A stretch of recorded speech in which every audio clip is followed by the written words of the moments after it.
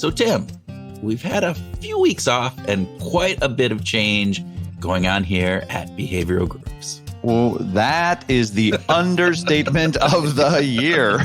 Yeah, that might be. So why don't we fill in the listeners on what has been going on? Not that anybody really cares, but just in case, Tim, that if we have that one listener who's out there who's wondering what's going on with these guys, where they been, what's happening, man. What, one listener? Maybe two. Okay, all right. Maybe two listeners who might care. All right. But yes, we have a lot going on. And the biggest change is that I've moved from Minneapolis, Minnesota, where Kurt, you currently live, to Charlotte, North Carolina, and have taken a full-time position as the Enterprise Director of Behavioral Science at Truist Bank. And Truist, by the way, is the 6th largest bank in the United States. Okay, now that is a pretty big change. Got a big fancy title. You moved halfway around the country. But what we want to let the listeners know is that even though Tim and I are not in the same city anymore, we are still going to be producing this show, Behavioral Grooves. Oh, absolutely. In fact, because of the move, we are more focused on making sure that every episode delivers even better insights to understanding why we do what we do. That's true.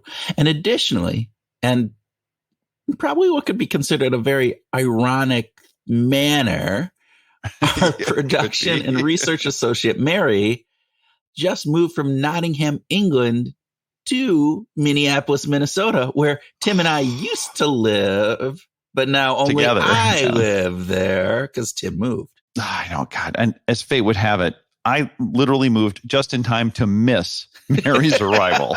And I'm sure she didn't take that personally, Tim. Well, I don't know. Maybe she took it a little bit personally. I don't know. Maybe you're moving away. Mary's moving here. No. There you go. I want to assure you and assure Mary and assure all of our listeners, it wasn't personal. I was really looking forward to being in the same town as Mary and her family. Okay, fair enough. And with Mary now stateside, some of the back end stuff will be easier for us to handle, although we won't have the time zone differences that we can utilize to make sure that we're being 24/7 all around the world. Yeah, true. But overall, we are super excited about Mary's move too. Yes. So to reiterate, we are still going to be striving to give you, our listeners, the best podcast possible to help you understand how to apply behavioral science to your life, keeping it fun and insightful in a way that will hopefully make you laugh as you learn. Agreed. So, okay, let's start with this episode. All right. So with all the changes going on, we thought we'd go back to something familiar, something comfortable, something that we knew would bring joy and fun to our listeners. Yeah. So we turned to our friend John Bargh. Right? Yeah, he's comfortable and fun and insightful. There you go. Right. Well, in part because we wanted to take a deeper look into priming.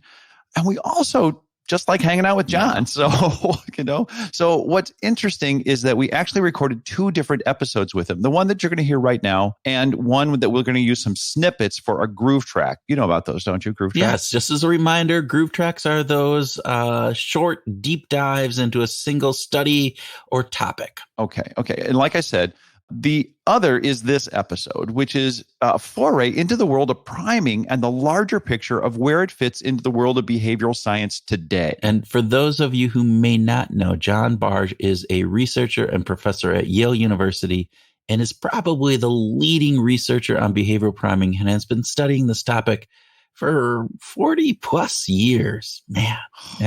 Yeah. It's just fantastic. So we explore with him both the past and the future of priming, as well as some of the controversies surrounding it. So without further ado, grab a large draft of primordial priming brew and sit back and enjoy our conversation with John Bargh.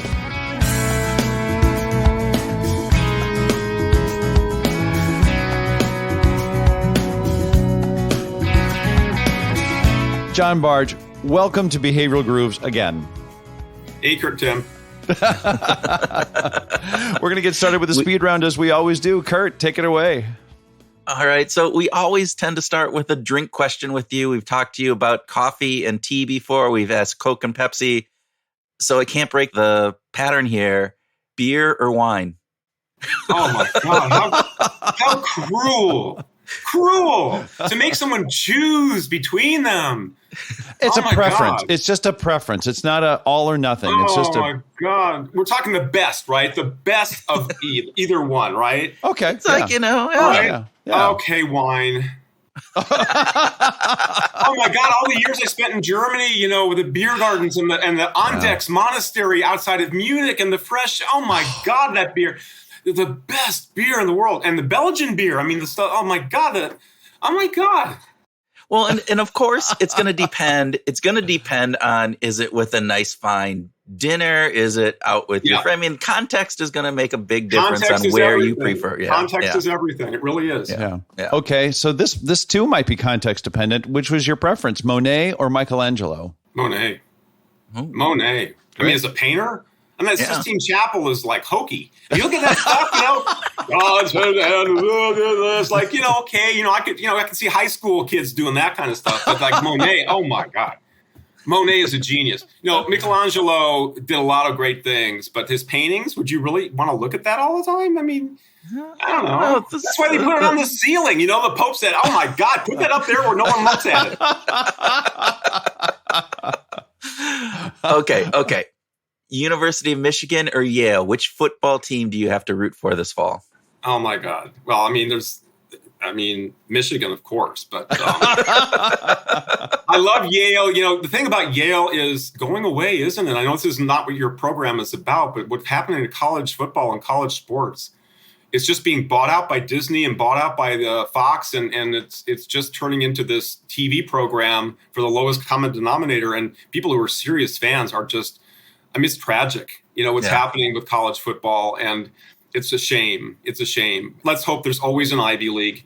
There's always those kinds of more small collegey kind of college football and high school football and things like that, because those games are really fun. And Yale football will always be fun and probably much more watchable than semi-pro kind of things that they have now. Yeah. We can hope. Yeah. I'd rather go to a Yale game. Although, I don't know if I want to say that, because going to a Michigan football game with 110,000 people is an awesome experience. I was going to say. Yeah, it's pretty amazing. The Ohio State game last year was just unbelievable.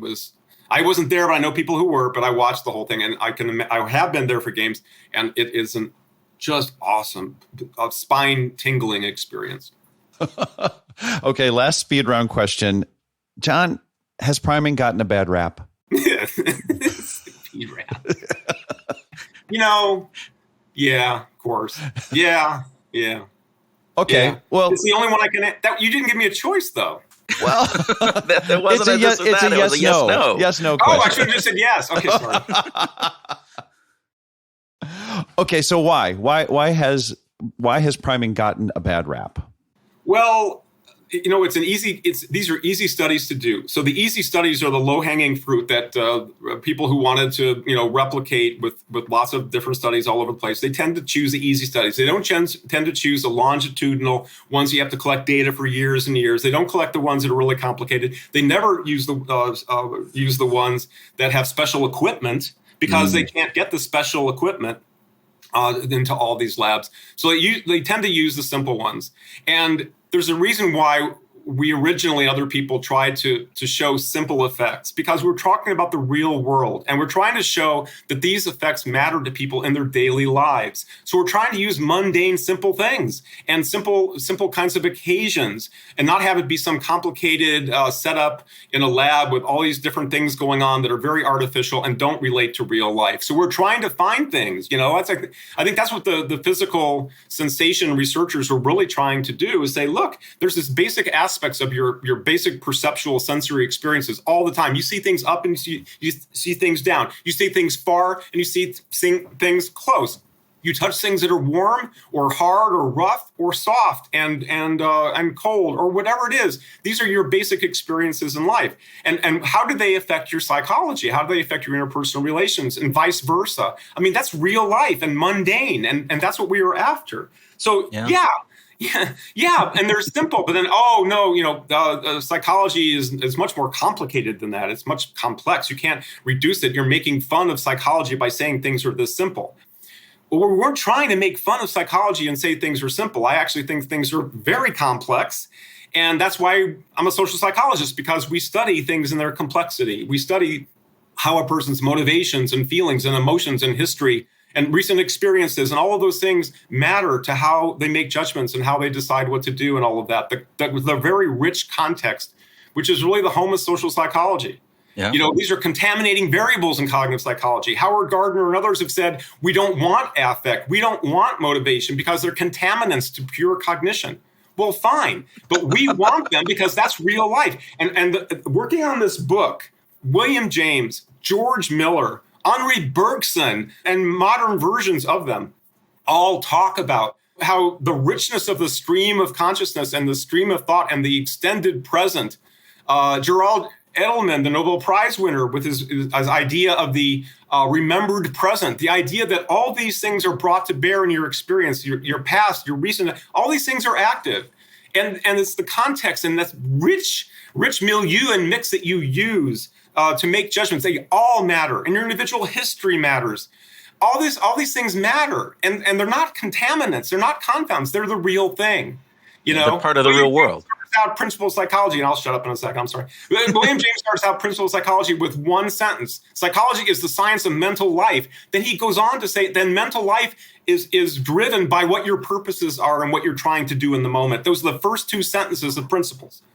And goes on from there. The simultaneity of it. That's what Bergson was talking about. It's not, you can't talk about causal change because this and then this and then this and this. It's all happening at the same time. It's simultaneous, not sequential. And this is the 1880s, the same time James was writing his book in the 1880s. Each took 10 years. Bergson was writing also his book on time and free will in the 1880s. His dissertation, believe it or not, took him 10 years, took James 10 years to write these books. They were writing at the same time. They're saying pretty much the same thing. It's remarkable. And they got to meet each other and a lot in Paris later in James's life, just before he passed away. He got to meet Bergson in Paris. This is the kind of stuff I'm reading about. This is the kind of stuff I'm writing about. But the point is, this is priming. Priming is all about real life. Priming is all about what happens and how it carries over in the residual. Is it the only cause? No, my God, it's one of all these other ones. It's the rich complexity of all these other ones. And so people think, oh, you just press a button, the priming causes everybody to do something. Like a button you're pressing, like the old SR idea. And it's not. It increases the probability that something will happen. Just like smoking increases the probability of getting lung cancer. It doesn't cause it by itself. It's not you smoke, you get lung cancer. No, it increases the probability. There's many other factors. The same thing with priming. How would you define a prime for our listeners? I mean, if they are going into this and saying, don't have any clue as to what a prime and what we're talking about, how do you define a prime? Priming is just it's the residual effect of a recent experience, which you're not focused on, maybe attentionally focused on, and it's an effect that you're not aware of how it's affecting you. So it's not something like talking to you guys right now is not priming because I'm meaning to do it. I'm listening to what you're saying and trying to answer your questions. All that's very conscious and intentional, and it's not a passive experience. What happens with priming is that you have lots of experiences all the time. And all these things that are active because of them get spread around. And one thing I'm really relating to when I'm writing this book is this global workspace theory, right? I'm trying to focus on what's going on with consciousness that's helping produce these effects.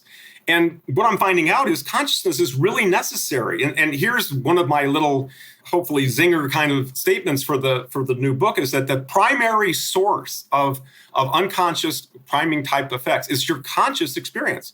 It's your conscious life that produces the unconscious. Because what happens with conscious experience is you bring everything together, you integrate it. It gives the richness of meaning, which is what Ann Treisman was talking about. That consciousness integrates things. And then Bernard Bargh and other people with global workspace theory said, then the result of that integration gets spread out to all processes in the mind that might be relevant for it. And so it shares the information. It communicates. It's like I'm talking to you guys. It's going out to your listeners and your viewers. We're sharing information here. That's like a social version of what goes on in everyone's mind. When you have a conscious thought or a conscious experience, it gets spread to all these other units. So what happens with priming is you're reading words. Well, those words consciously experienced then get shared by systems of premotor cortex and other places that increase the chances you'll behave that way, or use it in other ways. And I was really puzzled by this. I wrote a European Journal of Social Psychology article in 2006 called "What Have We Been Priming All These Years?" Because the same priming manipulations we used to use for impression formation, you use them, you also got behavioral effects. You also got all these other effects. Well, wait a minute. That means all those effects were put in motion back when we were just studying impressions. It just, whatever dependent variable we put up to catch them changed, but the effects were always there for everybody. Just we caught one here, we caught one there.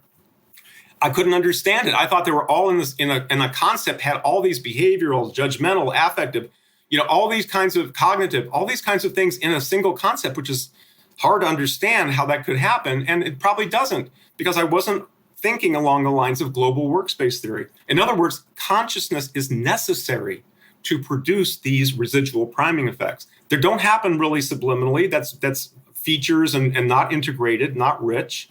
The richness and the pervasiveness of priming comes from your conscious experience and the global workspace and sharing it to all these other systems. So when you read words or you see a person acting a certain way, it affects your behavioral system. It affects your judgmental systems and all these things. It follows right out of global workspace theory, which is about conscious thought and about conscious experience. So where do you think priming needs to go then? Is the research on priming, it's evolving, right? It's not static. What directions do you think it could or should even be headed? Yeah, see, try to keep these different answers straight. One, we really started out with priming as a method. Back in the 80s, it was just a method to simulate a person's personality or chronic state. So back then, if a person was an introvert or extrovert or whatever the personality characteristic was, well, you selected them on a personality scale. So you bring in these people with already existing differences. And it was a correlational study because you couldn't tell what about their personality or their mental makeup, because they were rated themselves as an introvert, what in particular was causing them to behave differently than the other group. And it was a correlational study. Well, how do we study then experimentally these personality kinds of differences, individual differences? And we were looking at individual differences in perceptual sets. George Kelly at Ohio State, who was Walter Mischel's advisor at Ohio State in the 50s, had this idea that people have different sensitivities to different kinds of social behavior. And that's why you come with different impressions of people, because you have different things you're looking for than the person next to you. Okay, so those individual differences. What we did was use priming to show that if you temporarily make these concepts activated, a person behaves as if they're chronic. In other words, temporarily, they'll act like a person who characteristically or chronically thinks that way. So we can experimentally manipulate. We actually put those two things together in studies back in the 80s. This is Tori Higgins and I working on a model of accessibility, which included long-term chronic differences as well as temporary priming type differences. So it was really a method. Where that method is really caught on is in cultural psychology. If you look at Daphne Oyserman at Southern Cal, or Dov Cohen at Illinois, and Shinobu Kitayama at Michigan, they all use priming in their studies of cultural differences, because it's the same problem, right? You say, oh, Japanese people do this and American people do that. Well, what is it about? What is it about being Japanese or American, right? What in particular is the difference that causes them to look at the world differently or have these different responses?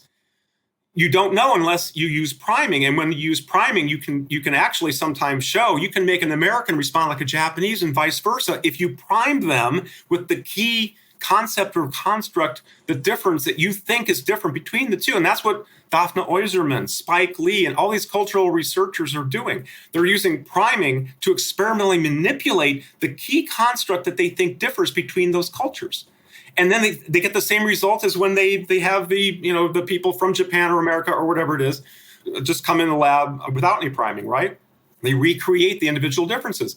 So that's the benefit of priming, and it's been used by cultural. It's used in cultural psychology all the time, and it still will be, because of it gets this great power to be able to pinpoint the actual differences between cultures that produces these big effects. You could use it in any kind of situation where you've got individual difference and you want to get away, you want to supplement. You don't want to replace the individual difference research. You want to supplement with experimental to get a convergent evidence of your theory or your hypothesis. How does priming, does it differ from expectation theory? Some of the things like placebo effect and some of those aspects that are coming out and that kind of getting a resurgence, in my opinion. Is it different? Is it correlated? Where does that fit into all of this? Well, I wouldn't touch it because I would say these are conscious expectations. And so, I think it's along the lines of Kahneman and Tversky, when they would frame a problem a certain way. Yep. And so have you spin it and frame it in a certain way and you get different results. This is your conscious mind interpreting and stuff. And it's something that you're aware of doing and you mean to do and all that. So it's a very intentional, deliberate kind of effortful thought. And since I wouldn't call it, that's very important research. And as Kahneman's book shows, my God, it's very influential. It's just, I wouldn't call it priming because priming is passive, right? Priming is just your incidental effects of everyday experiences. And again, priming does not have to be subliminal because it's not the awareness of the event that's the key issue here. It's the awareness of the effect of the event, your awareness of the influence or consequence of that event on what you do afterwards. And that's what's the important part of awareness. How does that work with placebo effect? So again, as I'm thinking about a placebo effect, right, I'm taking a pill. I don't know if it's active or non-active, but just the fact of taking the pill. So that's a conscious fact. Right. But is there a subconscious element that this is going to help me and that how that works? Is it? I've seen this recent stuff that the power of placebo effects is really awesome. And I haven't kept up with that literature myself. So, but it does seem to be a fairly impressive power of mind over body, which is incredible. And I respect all of that. And I think that's great stuff. It's not priming because you're given ideas. There's so many things that are happening here. The power of imagination. I've been reading some old memory research, and they found that neurally, in neuroscience, that when you imagine a prior exposure, you're shown something, and then you're shown it again, and different things happen in neuroscience in your brain. The second time something is presented than the first. If you imagine or remember the first time it was presented, instead of being shown actually the thing the second time, you get the same effects. And that's where we're talking. We're talking about the power of imagination, the power of what's going on in your mind as far as you're construing and imagining what's going on in your body when you take the placebo is the same as the actual experience. There's something really important there, right? And that's where I think that's going. That's not priming, but it's like the power of imagination. I wanted to get, so going back to this Kahneman and Tversky question about framing, can you expand on this idea of why framing is not priming? Well, maybe is there an example that you could give to help explain that? Oh, sure. When they frame a problem, you're reading that, and the pragmatics of communication and all the Gricean pragmatics are that you are assuming that what they're telling you is important to what you're deciding on and choosing. And so you say, oh, okay, you're telling me that. That must mean, okay, Linda is a librarian and or Linda is whatever. And so that you're telling me this. Well, that must be important to what comes next. And so you're actively using that information in these experimental settings for these pragmatics, if nothing else. And then it affects your judgment and all that. You're framing this person, you're framing the situation and as a loss or a gain and all that. And it's very active, right? You're sort of induced to take a certain kind of goal, a certain kind of frame or set to work on the information. Gain and loss are different goals. They're different motivations. It's not really approach and avoidance, but it's going for something or protecting what you've got. These are different motivational orientations. So you give people different goals. They do different things with the information. But that's still an active motivational goal pursuit effect and not at all a passive priming one. You certainly can activate goals through priming.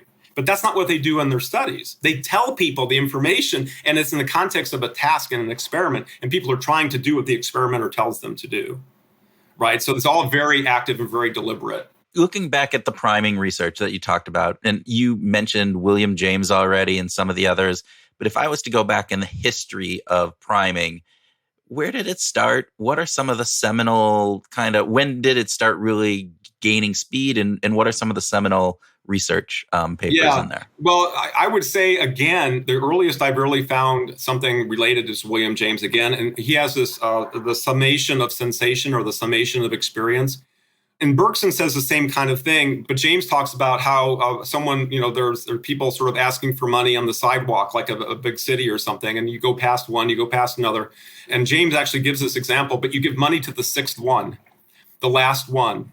And why is that? Because the tendency has been increased every time along the way till finally it's strong enough that it sums over time so that the tendency becomes strong enough to actually cause you to actually behave that way at the end. My example is road rage, where someone cuts you off, someone cuts you off again, you get madder and madder. The last guy, you're furious. It's as if it's the same person doing it 6 times. It's not. It's the last person did the same thing the first person did.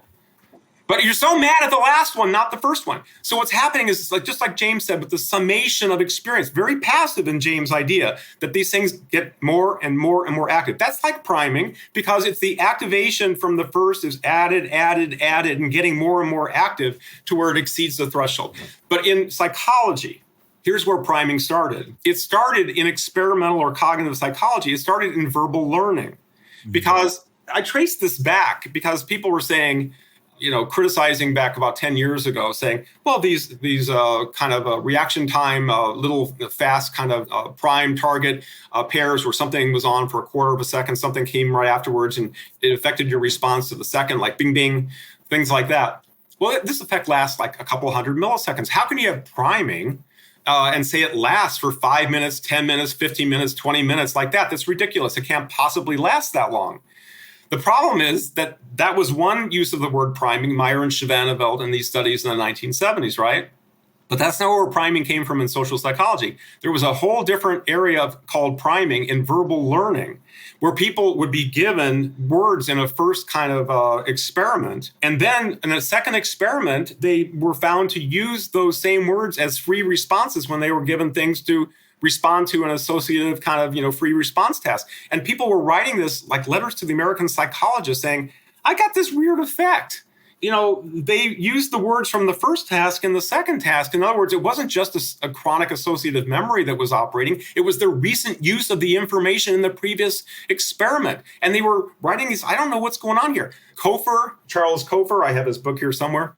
Siegel, Kofer, people like that started doing studies in the 60s where they gave people stuff in the first, words and stuff in the first, and then showed that, and then asked them to recall them, and showed that words they could not explicitly recall from the first task were more likely to be used in free associations in the second. In other words, folks, implicit memory. This was the birth of implicit memory, where you don't have explicit memory for the item, but it has an effect on your behavior. This is what Dan Schachter and everyone started talking about in the 1980s with amnesics who had no idea what you're talking about because they have no memory for what you just did, yet they show the same effects, priming effects of what had just happened on their responses as people who are not amnesic. In other words, explicit memory systems are not needed for these effects. Implicit memory is. So that's what priming is. It's an implicit memory effect. It's an effect of an experience that you maybe not even consciously or explicitly can recall on your subsequent responses and behavior. And when asked about it, you have no idea what they're talking about when you say this event, this thing that happened earlier affected you, because it's an implicit memory effect. And we, I think all agree, that I think there's a strong consensus that there is such a thing as implicit memory. In fact, there's many, many forms of implicit memory. There's some beautiful reviews of that literature now in the last 10 years. Paul Reber, for example, at Northwestern, there's beautiful reviews of all the different, Dan Schachter also. There's all these different forms of implicit memory. Why? Because every single mental process and single cognitive process has a memory system of its own. The only one that seems to be different is explicit memory. And if you have damage to one part of the brain, I forget which part it is, if you have damage to that part, then you don't have any explicit memory, but all of your implicit memory is still intact. There's multiple implicit memories. All of those are priming effect potentials. Very interesting. No one seems to have a problem with implicit memory, and that's all it is. And it grew. So what happened was Torrey Higgins, who was at Columbia working with Jan Ellen Huttenlocher, who was a psycholinguistic expert. His degree at Columbia was in psycholinguistics with Huttenlocher, and they have a psych review on this. He knew all about the verbal learning studies from the 1960s. That was his area. So he sets up a social psychology version where people are exposed to words like independent, aloof, selfish, helpful, these different trait words in a learning study. and shows that they affect people's impressions and interpretations of somebody in the second study. He basically took exactly the same paradigm as verbal learning from the 1960s and used it with social stimuli to show that these things, and people could not remember the first words. People said, oh, maybe they still remembered. So what Paula Pietromonaco and I did was show them subliminally. Say there's no way they can remember, they can even see them, and yet we still get the priming effects. So all we were trying to do is show that Higgins' results in 1977 weren't because of demand or because they explicitly remembered anything. They didn't even see them in the first place. They were shown parafoveally, which actually is critical here because that's not subliminal. Parafoveal is how we read. We see things coming up in the line of words, and parafoveally it gets processed in the course of intentional conscious reading. And so it's not really subliminal. It's parafoveal. But it's in the fringe, periphery. And I can get into the periphery. Effects on the periphery get through attention, affect us more than things in our central focus. And there's attention research on that. It's like we can't help but wonder what's going on out there in that periphery. It's so interesting to us. And we actually pay more attention and more influence by things in the periphery than cues right in our fovea. And that's the new attention research coming out. Anyway, so I would say this, priming is not this, they categorized it as this spreading activation, Myers-Shavanville kind of paradigm, and it wasn't. It was always in the verbal learning tradition. You probably know Jeff Sherman out in California, who wrote this wonderful article in Psychological Inquiry, a journal that Will Cunningham edits, and there were a lot of commentaries to it. And basically, Jeff Sherman was saying priming studies in social psychology are the same as priming studies elsewhere, and no one has any problem with those in behavioral economics, Elke Weber, Ernst Fair, and so forth and so on. Why is there a problem with the ones in social? And it comes down to, basically because they're social psychology, and they're really the same studies and everything else, but no one seems to gripe about the other ones. I wrote a commentary to Jeff's Target article that came out last year, basically saying what I just did about the history of priming in verbal learning, Kofer and Siegel and others in the 1960s, which became implicit memory in the 1980s with Schachter and Weisskranz and others. I'm kind of curious about who influenced you, who inspired you to get into this work. Obviously, this rich platform of priming starting to come about as you're an undergrad and grad school. But what point do you sort of get the bug? And what was it that was the catalyst? Yeah, I don't know if there's any particular thing. Maybe I'll find out when I hear what I say here to answer what comes out. I always wanted to be in psychology since I was 8 years old. I don't know why, maybe to figure out my everyone's got their crazy family. And I remember having memories in our kitchen of our house and really knowing when I was 8 or 9 years old that I wanted to be in psychology. In high school, took the psychology class, but read, B.F. Skinner and all these, bestsellers which were coming out around then in Time magazine. It was, a big deal about free will, and it was existential and, all these kinds of important issues. In the 60s were a lot about, thinking about these important issues and existential concerns and all that. There was also a renewed interest in consciousness because people were sort of throwing over the behaviorism and B.F. Skinner's and starting to study the mind. So the cognitive revolution was happening, and I hit that when I went to college in 1973. It's like almost 50 years ago now.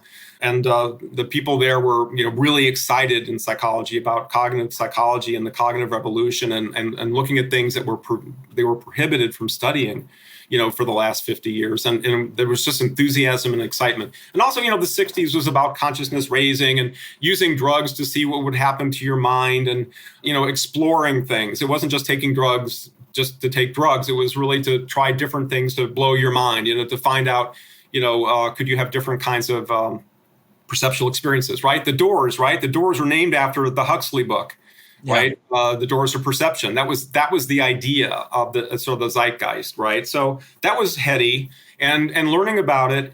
So that was great. And I went to graduate school for all the wrong reasons. So I got really lucky. I wrote about this. We had one of these books that came out when people like old geezers like me, go back to their roots and say, why did you do, and tell the history. I didn't know what kind of psychology I wanted to go into. I was in an honors seminar with 12 other people at Illinois, and they all wanted to be clinicians. They all wanted to go back to Chicago and open, put a shingle out and make money. And that's all they wanted to do. They wanted to have a private practice and make money as a therapist.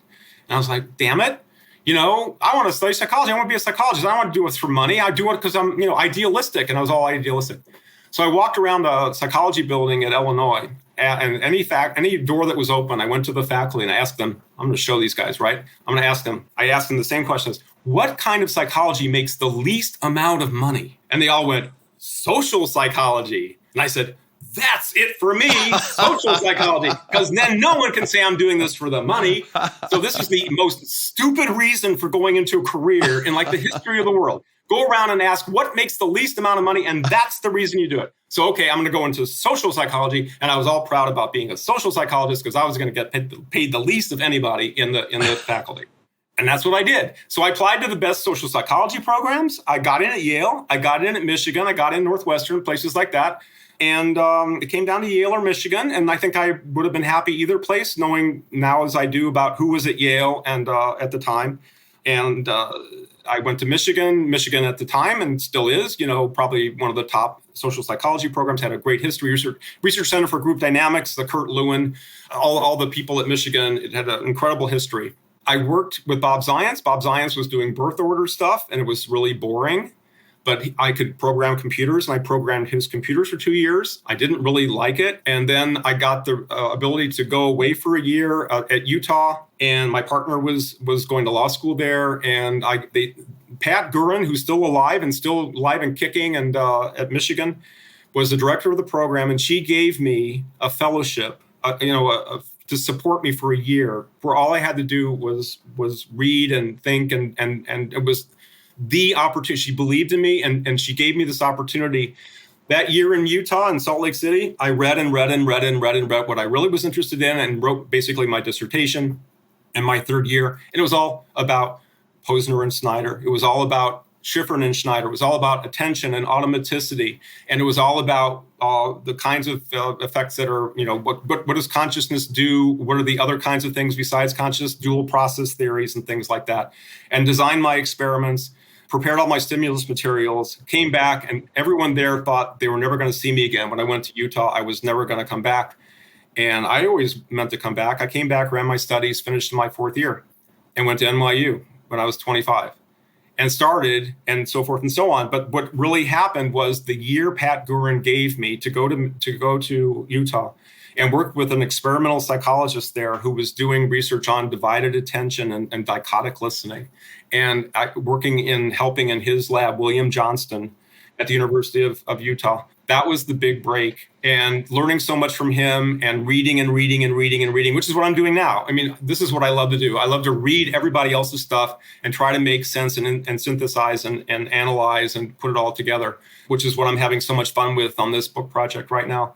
But that's really where things happen. And this is for sure guaranteed the last thing I'm going to say on this topic. But back then, the cognitive revolution was so heady, and everyone was so excited about studying consciousness that they thought everything was conscious. Everything was caused by conscious processing. And it was like given a carte blanche, a free pass, that everything you did was always conscious, 24/7, always intentional. There was this new thing a new toy, a new car, that they could ride. And it was like involved with everything, everyone's model. And I was like, I read Skinner and I read this other stuff, and it wasn't like he was totally wrong. I mean, it was like, okay, he was wrong, but he wasn't totally wrong. So really, consciousness is for everything? And that didn't seem to fit the little I knew about evolution, and it didn't seem to fit with how other animals are able to do a whole lot of stuff without it. And so I started saying, look, let's just not assume this without testing it. Let's start testing it. And let's start doing experiments to see what can be done without consciousness. Maybe it's nothing. Maybe consciousness is necessary for everything. But when we started doing the studies and taking little baby steps through the 80s and 90s, we started finding there's a lot of things that happen without consciousness. And what that's helped to come to today is we know a lot more now about what it really is for. And the big question, what is consciousness for? Why do we have it? Why did it evolve? And it's been a puzzle. If you read all these great thinkers and writers, Max Vellman's, for example, all these wonderful books, they really don't have an answer yet. They don't have an answer. Max Vellman sort of throws his hands up in the air and says it's to make things real. And I understand what he's saying. I don't mean to make fun of it, because I understand that in social psychology, we know that when people think about what they would do, like in Milgram experiment or other experiments, they're often wrong. When they're put in the actual situation, they do something very different. And so there's something about the actual experience which is more realistic, right? Real. This was Vellman's. And so I understand that. I think that Vellman's is right, but it's not yet the answer about what consciousness is for. And I think that's where I am now. So that I don't know what's going to happen with priming. I can tell you what we're trying to do. Gary Latham and I have projects involved where we're trying to use priming to help people in various ways. And especially our projects now have to do with safety, of going into very unsafe occupations and seeing if there's something we can do with priming, because to get all the conscious exhortations to be safe all the time in these dangerous occupations. And we're trying to see if there's a way we can aid or help and make people maybe more safe using priming. And so we're trying to use it for good, for social good, sort of like nudges and budges, right? That's the technology or the applied aspect of it. But as far as my interest is trying to understand the basis of all these influences on us that come from our conscious experiences. And consciousness is needed for them, but we're not aware of them.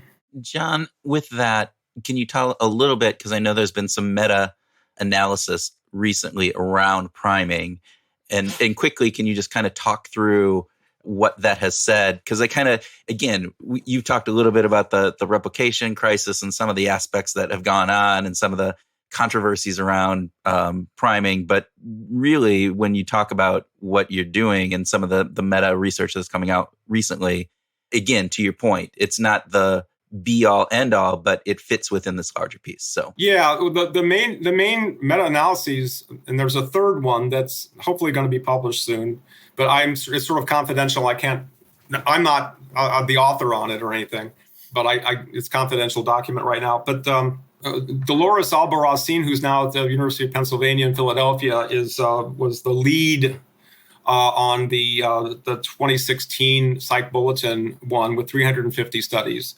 And there's another one by Zhao Chen, who was a graduate student of Gary Latham, now at the University of Nova Scotia, I believe, and a bunch of Latham's former students and colleagues. And that came out in Applied Psychology. So both of them show the priming effects are robust and real across hundreds of studies. The Albarracin one was a project begun when all the controversy started around 2011, 2012, that this was a train wreck coming, blah, blah, blah. And Dolores just said, well, let's look at the evidence. And so she and her colleagues and students carefully asked for people and solicited all the file drawer, all the unpublished studies, all the studies anyone had at that moment, and all the social media. So look, you guys are saying this stuff. There's all these file drawers full of unpublished studies and the file drawer effect and all that kind of thing. Well, send them to us, please. And we're going to include them in the meta-analysis. And so she spent 6 months to a year soliciting all the studies, including the published ones, that anyone had ever done. And, people at the time were saying there's going to be this avalanche of unpublished work that's going to come out and show this is not an effect. Okay. I held my breath for 4 years before that paper was published in 2016. I don't know how I survived without oxygen for 4 years, but I held my breath for 4 years. I did not know what was going to be the outcome. And all I knew was it's Dolores Albarracin, and whatever she concludes, I have to believe it. And she could conclude at the end of it, there's no priming effect. And I would say, damn it, but, I'm sorry, but that's the way it is. And I would be, upset, but I would accept it, right? Because it's a meta-analysis. It's not people who are replicating who may or may not have a reason for not finding. People get things published when they don't replicate now, just like they used to get published when they did find a positive effect. So, here's somebody who's a trusted, honest broker who's been given editorships in the major journals. Has going to be a major editor coming up soon. I don't know if it's been announced yet, a major journal. And very, very expert meta-analysis, and it came out, and she sent me a copy, and I'm like, oh my God! And I was very nervous about opening it and reading it, but they found the effect reliably, robustly over 350 studies, and these are verbal primes only, not even pictures or behaviors or contagion. It's verbal primes only, and it's for goals. So the the two hard things, the things that are hardest for people to believe are the verbal effects on behavior, but also these are the motivational effects, which a lot of people in the past said, I can believe behavior. I can believe impression formation. I don't know about you can activate goals, because that really strikes at free will, right? If you can manipulate people's goals without their realizing it. 350 studies about verbal priming of goals and a fairly large effect size of 0.5, 0.6 or something like that. I may not be getting that number right, but the effect is much stronger for goals that are important to the person. And that's also key, because when you look at the Chen et al. One with Latham, they also find that in real organizations like businesses, telemarketing firms, or consumer service firms, and all the different ones that they study, the effects are there on performance and on cooperation and all the different dependent measures they show in real life corporations. The primes are put in the CEO's Monday morning email to his staff. I mean, they put these things in real life, and these people do not know they're being studied. Their performance increases. They raise more money for charity. All those good things. The meta-analysis shows that's a reliable, robust effect. It's stronger in the field than it is in the lab. And that's because these are real goals in people's real lives. And when the same thing Albarracin concluded as well, the more important the goal, the more primable it is. When you talk about like how this research is coming in, and one of the things I know that you've talked about your book, and your book is going to be about research and various different things. So what makes good research? I mean, what's the underlying piece? Because again, I think we've talked about this a little bit too off camera here, as we say, that, sometimes it's the communication of that research that gets confusing in various different aspects of it. But and I think people have a hard time in discerning good research from just kind of okay research from bad research. Yeah. Speaking of Dolores Albarracin, she actually has a project at Penn, and it is very much about science communication. And these days, a lot of people say this is science and it's bogus science. And it's, and how do people tell, people want scientific information, but how do people tell the good science from the bad, especially when there's agendas out there pushing certain kinds of findings over others? When the pandemic started, someone got a hold of a Johns Hopkins study that said, the flu was worse than COVID. And it was all over the place. Even school boards were saying there's no reason for us to close schools. And this is in May and June of 2020, because this Johns Hopkins study showed that it's not as bad as the flu. I mean, because of Johns Hopkins study, right? So the imprimatur of a famous medical school, a famous university. And so this is really a problem, how people tell good science from bad science. And, it gets into what I was mentioning off camera, or whatever you want to call it. And that is the importance of science journalism has never been. Psychology is one thing, but the medical part, and the safety part and things like that has never been more important. And I also have always thought it was important in psychology for various reasons. But the problem with social psychology is, and always has been, that we're dealing with a lot of times with social issues. And we're dealing with things that there are political agendas about. And there are issues and ideologies about free will and about independence and about whatever that are at play, and the effect of, for example, of a conservative versus liberal kinds of mindsets, and maybe one is good and the other is not so good. Any kind of thing like that is going to be a political bomb, a bomb being tossed back and forth. And so there's agendas about what it is that the science should show, and tendencies to try to show one or the other. That's always going to be true with social psychology. The people who don't like the idea that there's racism and want to pretend there's not, we're going to say, we're teaching critical race theory in our schools, and there's no such thing, and it's biased against white people. I get this here. We get this here in our own Connecticut school district. So, of course, that's always going to be the case. But, with other science, too, it's the communication of it in an accurate way is so important. I think this is what I want to say to you guys. I'll say it on camera, that this is the value of your podcast, because you guys are the honest brokers, and you guys are really interested in the science and really interested in getting at all sides and trying to present, a very accurate but also broad perspective on whatever the issue you're talking about. And I just wish there were more of you. I know you don't want the competition, but we need more of you guys. I mean, we really do. Agreed. Yeah, Agreed. No, I really mean that. I'm just saying this to you guys. No, I say it to everybody. That there's a shortage of this, especially. And as Dolores shows, we really need this medium between people and the scientific establishment or research articles and so forth. We really need more of that. I think to that point, when we look at research articles and some of the stuff that Tim and I are trying to do, obviously we're doing groove tracks, which are taking research articles that we find that, the vast majority of the audience out there outside of researchers never ever read. They might hear about them, but they hear about it from like, this is the effect that was found or not found or the big overarching topic, but they don't understand like, oh, this was done with 23 people. And so it has a small n and it has this and what are the other elements of that? Or this was done here. And then they did, study number 2 and study number 3 to show it in the lab. And so we're trying to get a deeper dive into some of this stuff because if you understand the mechanics behind it and some of the elements that go into this, I think you're going to be better informed to be able to make a decision on, is this good? How far can I generalize this? Which is the other piece that I find really journalism, not just science journalism, but when things get into the popular press, all of a sudden a small impact in this narrow area gets blown into, well, this means the change for the entire globe on everything that goes on. And I think that's a big piece with the journalism that follows this. Yeah, and it goes up the food chain. A larger outlet is going to see the smaller ones, and then it goes up and up and up. That's what happened with the train wreck email with Kahneman in 2012, went all the way up into Nature. Then from Nature, it went to The Economist, and The Economist cover story in October 2012. And so it just went up and up and up and up. So the more distant you are and that higher up and farther away from the original stuff, the less you really know what the real story is.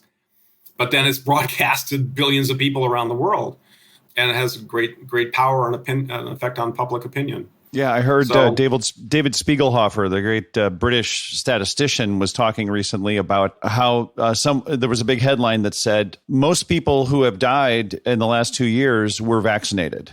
And it's like, well, if you just sit and think about it for just a second, who's the greatest population of people that die? Well, they're older than 70. By the way, what's the greatest population of people who have been vaccinated? Over 70. So of course there's a correlation between the two, but it's not causation. And so we get caught in this spin. You were talking about sort of the moral aspects of this and the belief aspects of it. And so that social psychology ends up getting manipulated, just like the actual data gets manipulated. Right. I have to tell Roy Baumeister wrote an article about that I thought was hilarious, but it's so true, a while ago about how sober driving is the biggest cause of accidents, because 99% of all accidents are caused by people who weren't drinking. 99% of all accidents are caused by sober drivers. They're definitely sober. Being sober when you're driving is a bad thing because it's causing all these accidents. Very few are caused by drunk drivers. There it is. There's the data. True. That's it. That's true. Yes. He went on a very serious article, though, pointing out that how we really have to do something about this problem. Thank goodness. Thank goodness. John, we always have to leave with talking a little bit about music, and we have loved our conversations about Led Zeppelin. But I'm curious, as you've been writing the book, what have you been listening to? Has your playlist changed at all? I've got this. She's 16 now, but my daughter's always been, listening to all kinds of music. And the funny thing is, if she turns on her, speaker and stuff, she's listening to the big bands of the 40s and 50s. She's listened to everything. She's listened to, world music. She just knows all the independent this, and she's on Spotify, and she's incredibly knowledgeable about music. I started her on AC/DC when she was 2, and she would get in from the preschool in the car, and she'd sit in her seat in the back, and she'd go, bong. And so I had to play Hell's Bells. Bong. So I had to play bong. She started there, but she's ever since just been so what she does is she gives me these Spotify playlists. And so I know I'm a big fan of the psychedelic porn crumpets, for example, and Acid Dad and Orb, and I could go on and on. My playlist is all this kind of stuff and independent stuff from like the last 10, and it's awesome. I actually have quotes from all these different songs. So I'm down the treadmill listening to this music, and oh my God, these lyrics, and I use Siri to send myself an email with these lyrics so that they're there the next morning. But I'm listening to all this stuff, and it's so good. I mean, I got off music in the 1980s because I was in New York, and all I could get was like the New York radio, and New York radio was lowest common denominator. They just played, AM kind of dumb stuff because they didn't need to a narrowcast. They needed to have lowest common denominator because so many people would hear, and their advertising was, so New York radio in the 80s was abysmal, and I just stopped listening. I picked it up with Nirvana. I picked it up with Pearl Jam and groups like that in the 90s. But my daughter has really got me going on the last 10 years, and it's just, this music is so good. I'm sorry, the name the psychedelic porn crumpets is ridiculous. It's fantastic. Their music is there's just some songs that are heartbreaking. They're so beautiful. And Acid Dad, I love Acid Dad, and I don't know why she sends me Acid Dad all the time, but there's so much, and I know I'm forgetting things that are they're just, it's such good stuff. If you've got a Spotify list, will you send it to us so we can share it with listeners? Yeah, it's got everything in the world. It's got old stuff too. It's got The Who. It's got a little bit of Zeppelin, but yeah, I would, if I can figure out, can you do that it's on my phone. So how do I do that? We'll figure it out. We'll figure it out. Yeah, okay. We'll get instructions. If there's a way I can do this by text, Well, you're unfortunately when it comes to Spotify, I don't know anything about it because I have moral objections to it. I'd love to do it. I just don't know how to get it to you, but we'll figure it out. So, yes. Oh, dead pirates, everybody, dead pirates. I love it. Man, I love it. Yeah, it is amazing though to have a 16-year-old kid in the house, because the music that you get exposed to is not the music that you would choose to necessarily listen to, and you go, "Oh my God." My son, who's 16, is listening to shanty songs. All these sea shanty songs and then it gets into some Irish kind of elements that are going, and I'm like going, what? This is cool music coming from his room. I don't even know what it is, but man, it sounds awesome. That is so neat. See what I mean? That they are exposed to it, so they can actually pick whatever they want, and it may not be like the trendy thing you think teenagers are into, like I don't know. What would it be? Rock or hip hop or something. But I would tell you something. I have a mother. My mother's still around. My mother's 95. My mother goes to a mall. My sister takes her in a wheelchair, goes to a mall to sing sea shanties. They have a club. They sing. Way. And my mother's 100% Irish. And she sings I can't even say this. She sings sea shanties at the mall, and say that 5 times fast. Yeah, son is like into sea shanties. It's amazing. Might be listening to your mom. Maybe they recorded it somewhere, and maybe he's downloaded that, because Lord knows with YouTube and everything else, that it is amazing what is out there. So yeah, and that's oh God, if you're into music, it's so nice now. You can just and the fact that the sea shanties in your case, and big bands.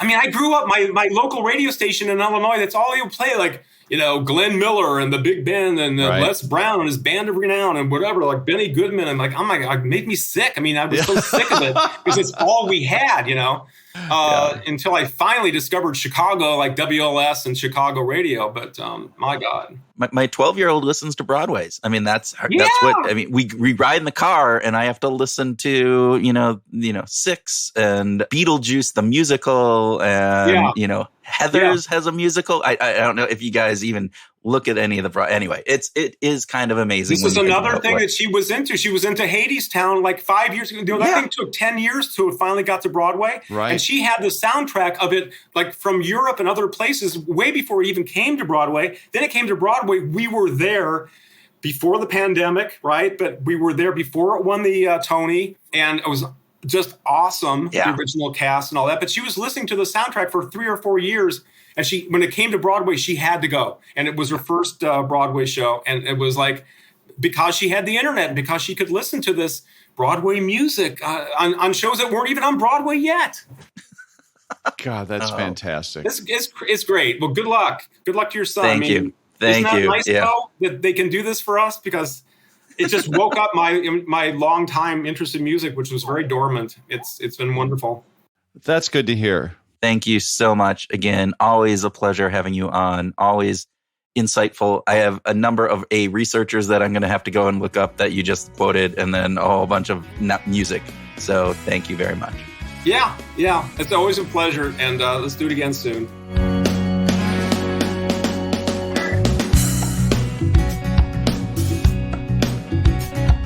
Welcome to our grooving session, where Tim and I share ideas on what we learned from our discussion with John, have a free-flowing conversation, and talk about whatever else comes into our GWT brains, Tim.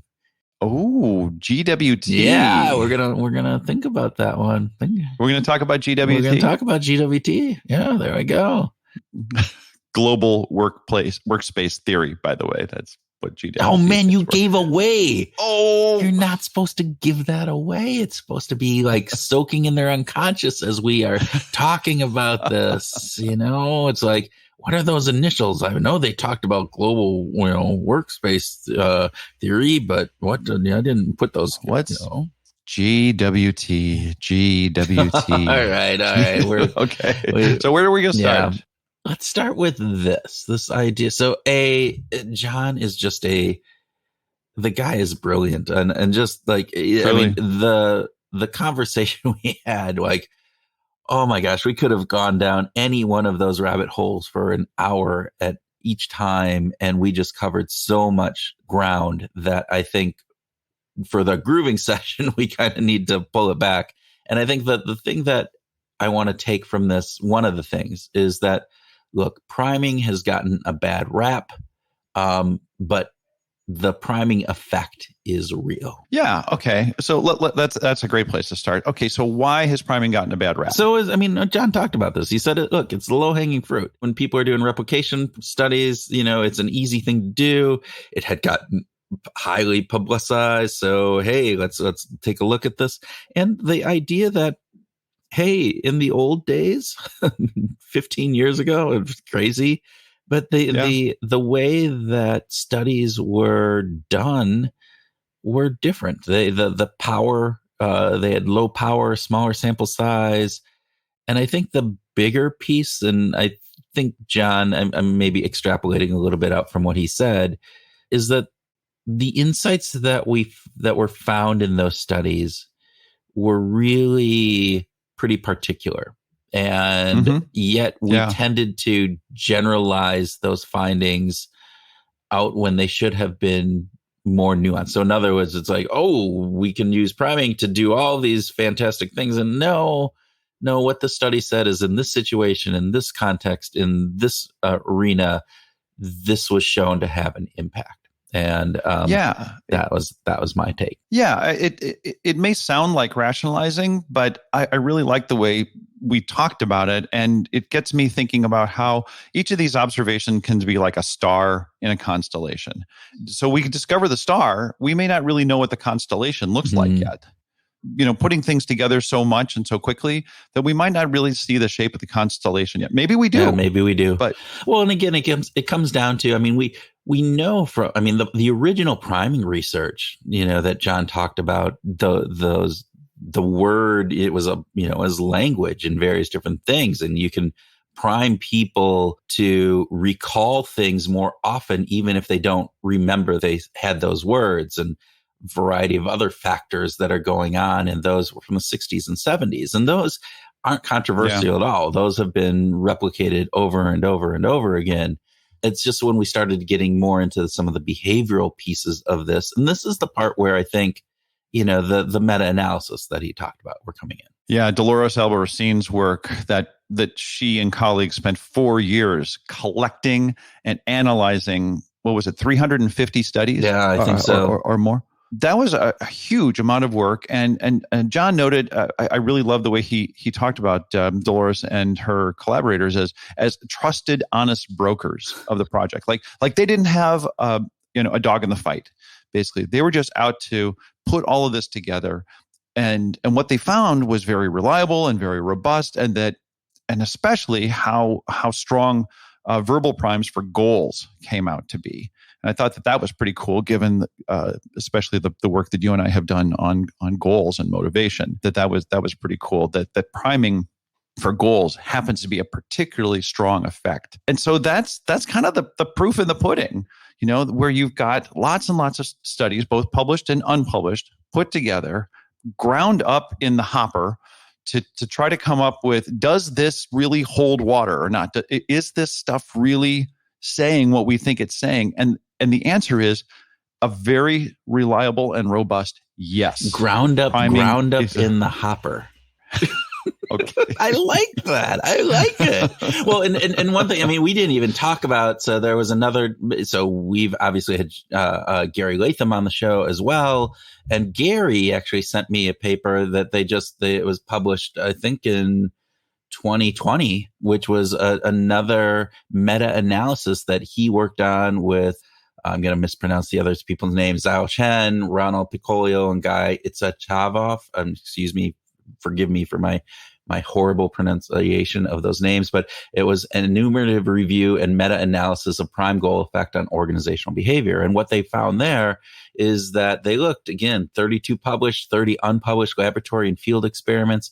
And what they found is that, again, there is really good evidence that indicates that priming, particularly when it's about priming subconscious goals and performance inside of field studies, is actually it's there. Yeah. So let's dispense with the bad rap stuff. It exists. Well, but the bad rap, it's proven. Let's not discount bad rap, because the bad rap, I mean, there were some studies that were pretty poorly designed. There were studies that were, either through fluke or other ways that, they have tried to go back and to replicate, and they just can't. And that's real. That is real as well. And so we can't just discount that. But what we can't do is say that, all right, we have 5 studies, 10 studies. I don't know how many there are out there that aren't that they've tried to replicate over and over, and they haven't done that. But we can't say that because of that, the entirety of the priming research has gone is now suspect. Fair enough. And suspect it might be, but that it isn't real. So, all right. That's actually a better way of framing it. I also wanted to talk. Framing. There we go. That's an interesting time that we talked about. Which is, and framing is not priming. Framing is not priming. There we go. So I wanted to talk a little bit about global workspace theory, GWT. We brought that up at the beginning of the grooving session.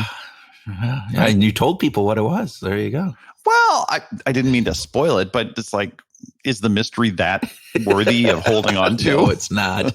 No, it's not. And actually, I think it's really important because John mentions this. It's in passing, like everybody knows. And I'm like going, I don't really know what the hell global workspace theory is. We had to go and research this after the fact. So you want to tell people a little bit about it? Yeah. So it's starting in the late 1980s.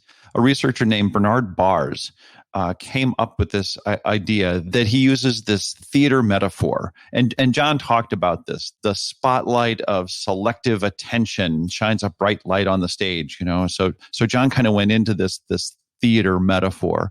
But the idea is that there's all these things happening. We've got the spotlight. We've got the thing that we're focused on. We've got the part that is lit up, but there's also all the stuff that's not lit up, and all of the stagehands and the scriptwriters and the scene designers and the audience are all unlit, but they're all still in the room. Right, and they're all still there at the same time. And so this is a metaphor for our brain, a metaphor for our mind. Yes. And so this idea that consciousness is the thing that the spotlight gets on. It's the main actors. It's what's going on the stage, and everybody is seeing that. And yet it's being influenced by things that are going on in the dark but the dark is also being influenced by what is being shown in the spotlight, which I think is a fantastic metaphor, thinking about this global workspace. That, all right, picture this big stage and everything, and we have a theater, and what gets shined on is consciousness and all, but there's all these other factors that are playing both ways. Right. Just to make sure that listeners are understanding, this is about the brain. This isn't about the world. This is about what's happening in our brains. Yeah. This is the cognitive functions of conscious and unconsciousness, kind of co-conspiring to make things happen. Yeah. And what was interesting is John was talking about priming.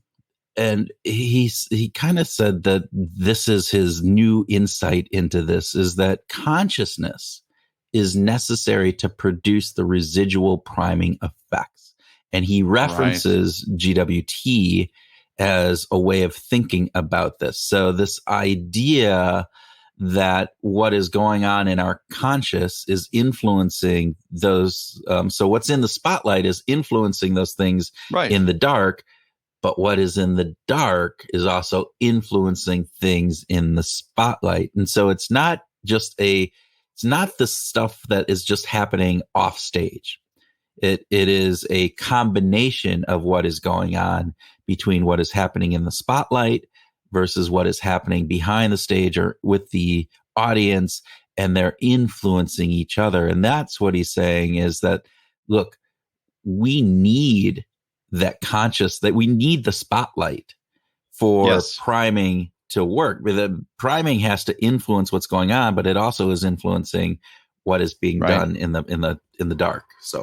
So maybe it might be worth saying that in the past, the earlier priming research, there was so much focus on the unconscious in what was happening with the stagehands and the script writers influencing what was happening in the spotlight. John's saying that we also have to have the spotlight. We have to have what's being focused on in the conscious mind in order to actually make priming work. Yeah. So that was cool. That was like, again, I had to wrap my brain around. I'm having to wrap my brain around a lot of what he talked about in here, because it's just like, it's way over my head, way over my pay grade. That's for damn sure. So but what I found, and so the last thing I kind of want to talk about here, Tim, is I was really surprised when I asked him about expectation theory and placebo effect. You asked him about framing, right? And this idea, and that he was saying that expectation theory and priming are not the same thing. Because in my, novice head, as I'm thinking about this, I kind of thought that they would operate at least at some underlying element in the same way. Right. That the expectations are activating the neural networks that are, again, in the global workspace theory, like they're working in the dark, but they're influencing what's going on in the spotlight. And what he's saying is that it's a different mechanism, that expectation is about using imagination, formulating expectations that influence subsequent behaviors, where priming doesn't utilize that imagination part. So all I can say is yes, because I'm still trying to wrap my head around this as well. Because when we've talked about Aaliyah Crumb's work on the mindset over milkshakes and how she tells people the shake that you're going to drink is a low calorie drink, or the shake that you're going to drink is a super fatty, super rich, luxurious shake. It's indulgent shake. And that our bodies change. I thought, well, isn't that priming? And the answer is no. Well, according to John, it's no. And so this is why we need to get some people on the show that are working in the expectation theory arena, because I think I really want to explore this more. It's the area that I'm super excited about looking at different things. Yeah. So there's two other things I wanted to two cover. More. If you don't mind. Damn you! Just two more really, really quickly. First is parafovial. No, what is parafovial, Tim? Isn't that fear of sex? No, that's paraphobia. So parafovial, which John talks about, like, oh, it's this parafovial thing that we did and all this kind of stuff. And it's like, oh my God, that's a big word and I don't understand it. So to me, it's kind of like a peripheral vision sort of thing. It's like that when in languages that read from left to right, for instance, when we're reading, especially like if we're reading out loud, like our parafoveal, the part of the eye is looking specifically at what we're focused on. It's the spotlight. But then another part of the eye is actually taking in what the next word is to the right of the word that we're reading. Right. And so this is the parafoveal part. And so there is something that's happening just outside of our specific field of vision that we're fixating on one thing, but we're also taking in information on the next word. And again, like the word that comes to my mind is like peripheral, but that's actually totally different. But unfortunately. I was going, it's like your peripheral vision, but you're saying, no, that's not it. It's the way, and it has to do with eye movement and other interesting things that are well beyond, again, my pay grade. So I'm going to leave that at that. But that was a big word that John just threw out there. So hopefully that explains it a little bit for people. Absolutely. And lastly, it just made me laugh when we were going back and rereading the transcripts. It just makes me so happy when I asked John about, so what got you into this? What was the catalyst for getting into the work that he's doing? And he said, I don't know if there's one thing in particular. Maybe I'll find out when I hear what I say. Like, I'm going to, as soon as I answer, I'll tell you what it is. Maybe I'll find out when I hear what I say here to answer what comes out. Okay, that was what his exact quote, which again, I love that. It's great because we're always like, I don't know what I think until I start saying it out loud or thinking it. And like to have this I envy those people who have the pre-sight to understand everything and aren't necessarily formulating their thoughts in real time as they're coming out of their mouth. Not even before, but it's like at the beginning. It's what we do, in the beginning when we do the grooving piece, right? So for folks, we'll give you a little insight into here. We say it's welcome to our grooving session where Tim and I share ideas on what we learned from our discussion with John, have a free-flowing conversation, and talk about whatever else comes into and then there's a blank. There's a blank that I fill in, right? And I don't write it out in advance. I always just, whatever comes to my tongue at that point, what comes into my brain, I wing it. And oftentimes we have to redo that because I wing it really poorly. But it's this idea that I don't know what's going to come out of my mouth until I get to that point. And then I go, that was actually insightful. Is that possibly a global workspace theory kind of thing? It could be. It's what's going on. It's that combination of conscious and unconscious kind of collaborating to create this wordplay. There you go. It's perfect. Yeah. All right, listeners, thank you for hanging with us through this lengthy grooving session and this fantastic conversation we had with our old buddy John Bargh. We just we always appreciate John and are always glad to have him as a guest on the show. But thanks for listening. Yeah. And use the backhand stage people to go out and help you have a grooving week.